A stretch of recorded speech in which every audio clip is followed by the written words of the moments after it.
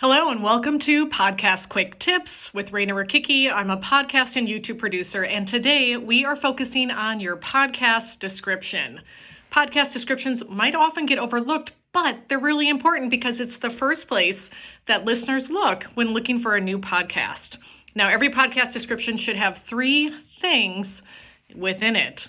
Number 1, your podcast description should talk about who the podcast is for and what problem are you solving for those viewers. That is important, right? Be super specific. This is a great place to put your personality in.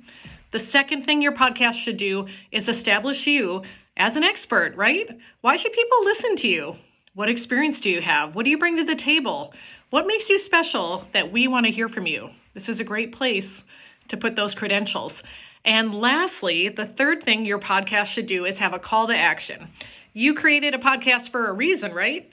Maybe it's entertainment, maybe it's comedy, but you want your listeners to do something besides just follow the show. Do you want them to check out your website?